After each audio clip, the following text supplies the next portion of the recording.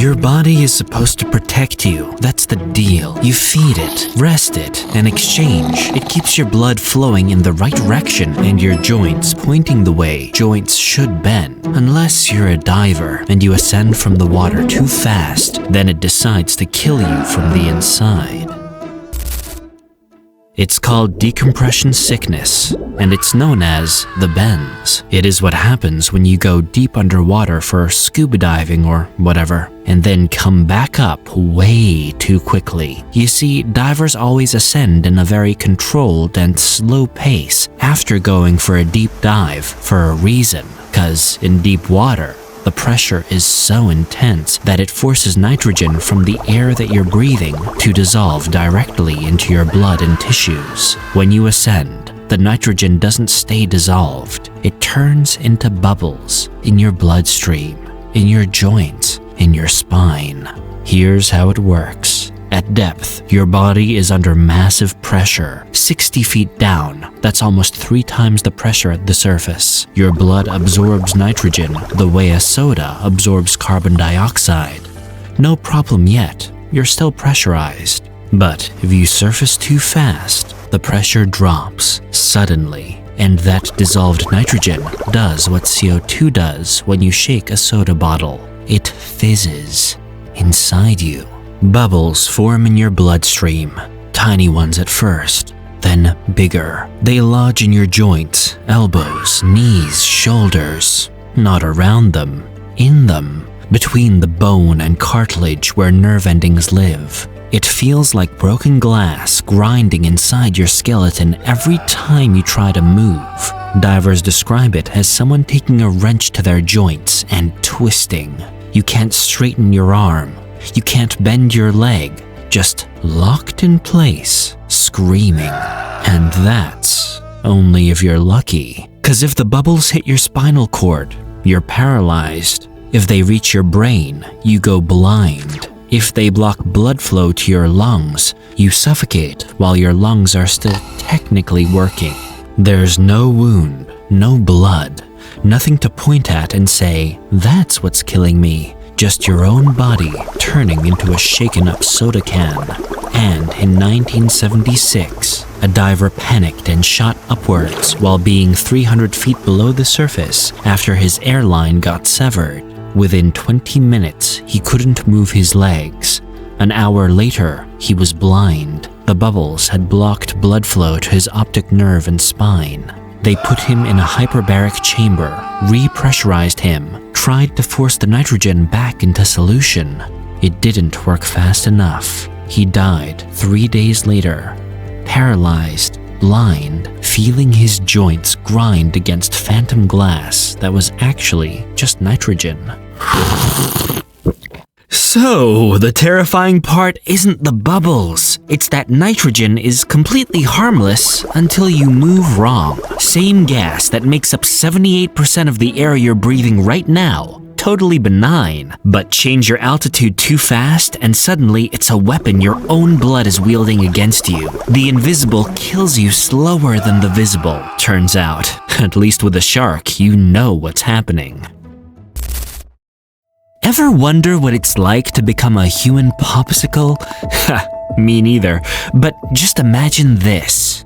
You fall through ice, or get lost in a blizzard wearing a jacket that's more fashion than function. Doesn't matter. Within minutes, your body realizes it's losing heat faster than it can make it. So it panics and starts yanking blood away from your fingers and toes, sacrificing the outer parts to keep your brain and heart warm.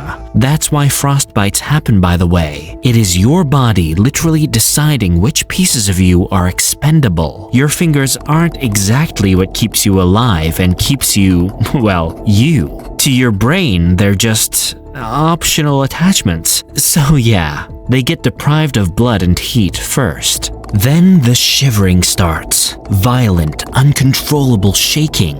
That's your muscles firing randomly, burning energy to generate heat.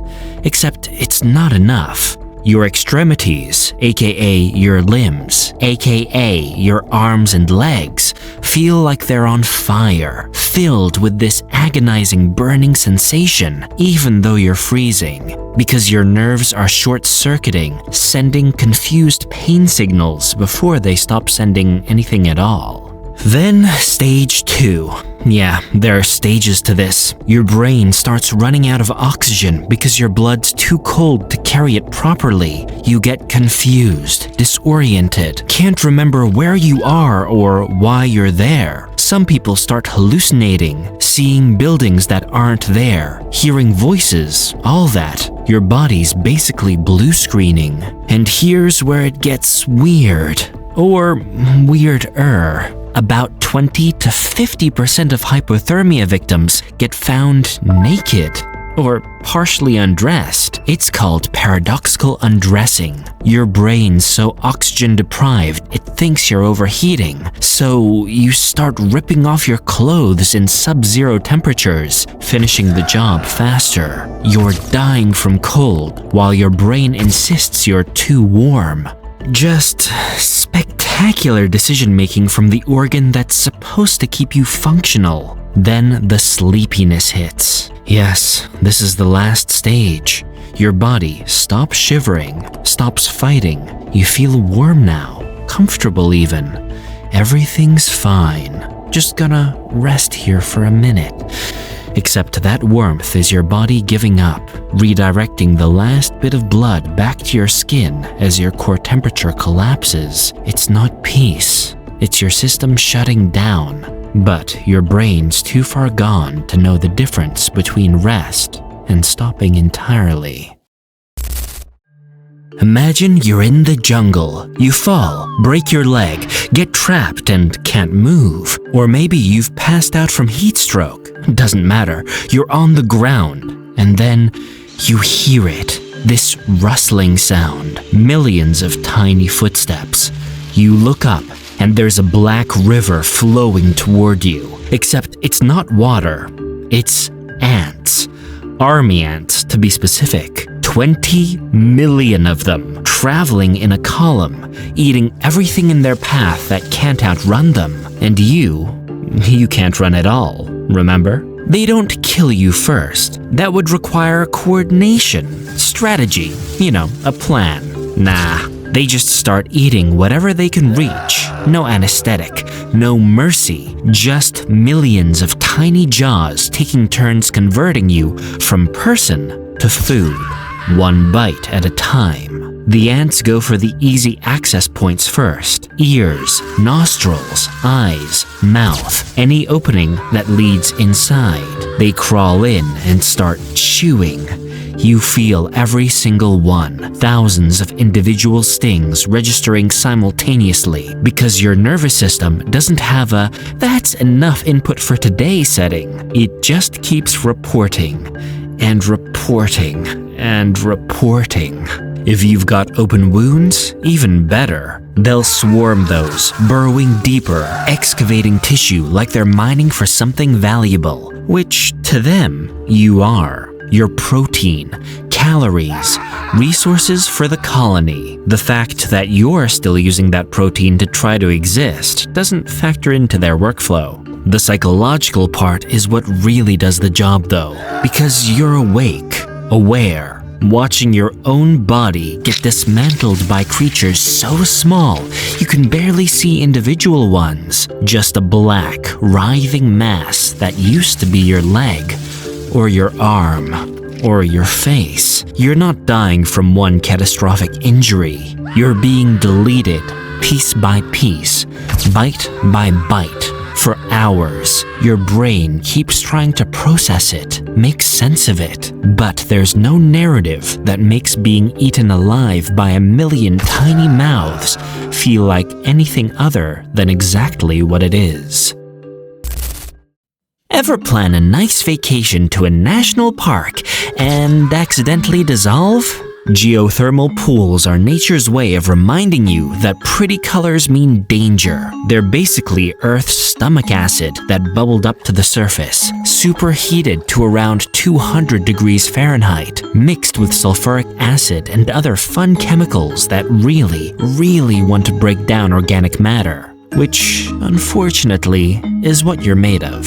So you slip or ignore the barriers because you want a cool photo. Doesn't matter, you're in.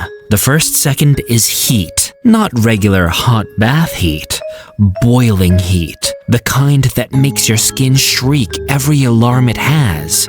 Except you can't just get out because the acids already started working. Sulfuric acid doesn't wait for permission. It starts dissolving whatever it touches. Your skin goes first, peeling away in sheets, exposing the muscle underneath, which then also starts cooking and dissolving simultaneously. You don't die instantly. Lava kills you in seconds because it's 2,000 degrees and just turns you into vapor. But geothermal pools, they're the right temperature to keep you conscious while taking you apart. Hot enough to destroy you, not hot enough to shut you down immediately. Your nerve endings are cooking, sending pain signals that don't make sense because pain is supposed to warn you about damage so you can stop it. But you can't stop this. You're floating in it, breathing the fumes that are also burning your lungs from the inside. The acid's working its way deeper, breaking down the connective tissue that holds you together. You're not drowning, you're dissolving. There's a difference. In 2016, a guy fell into Yellowstone Hot Spring trying to check the temperature. By the time they came back the next day to recover his body, there wasn't one. The pool had processed him entirely, converted him from person to geological feature. His sister watched him fall in, watched him try to get out, then watched the pool erase the evidence that he'd ever had a corporeal form. Here's what makes geothermal death uniquely existential. Most ways of stopping existence involve your body breaking. This involves your body unmaking. You're not dying, you're being chemically returned to raw materials while still aware you used to be something more organized. Your consciousness doesn't get the mercy of shutting down before your physical form stops qualifying as human. You're awake for the transition from person to soup, and your brain keeps trying to process it, make meaning from it. But there's no meaning in dissolution, just chemistry doing what chemistry does. Indifferently, thoroughly, you went to admire nature's beauty, became part of the exhibit instead. Volcanoes don't just shoot lava. Sometimes they burp up something worse, a pyroclastic flow. It's basically an avalanche made of superheated gas, ash, and pulverized rock that rolls down the mountain at 400 miles per hour. Faster than a race car, hotter than an oven set to fuck you. Around 1,800 Fahrenheit for the Americans in the audience, which is 1,000 degrees Celsius for the rest of us, which is hot enough to make your eyeballs boil degrees for those of you who take particular interest in the morbid details. There's no way you're outrunning it, but you can choose whether to die facing it or with your back turned though. I choose facing it cause it'll get the job done quicker. Pompeii taught us this in 79 AD. When Vesuvius the volcano erupted, it launched a cloud of gas and ash, heated to around 700 degrees Celsius, hot enough to boil your blood, hot enough to make rocks explode. The people of Pompeii saw it coming. Some tried running, didn't matter. The flow caught them in seconds. But here's the thing, the heat isn't the main event, it's the opening act. You see, volcanic ash isn't soft. It's not like fireplace ash or cigarette ash. It's pulverized rock, microscopic shards of glass created when molten lava explodes into the atmosphere and shatters into a billion tiny knives. And when that 1,000 degree cloud hits you, your body does what bodies do when they panic. You gasp. Big mistake. Those glass shards flood into your mouth, down your throat, into your lungs. Each one is superheated, so they're not just cutting, they're cauterizing, slicing and sealing simultaneously. Your lung tissue shreds and starts bleeding, but the blood doesn't drain because the ash is mixing with it, turning it into a paste, a cement if you will. Your lungs are filling with glass concrete while the exterior heat is cooking your skin off. You try to breathe again, but can't. Your lungs aren't lungs anymore. They're bloody pottery hardening inside your chest. You're drowning and suffocating and burning at the same time. The pain signals are so overwhelming, your brain just stops trying to interpret them. You're still conscious though, for a bit, long enough to understand that the thing keeping you alive, breathing, is what killed you.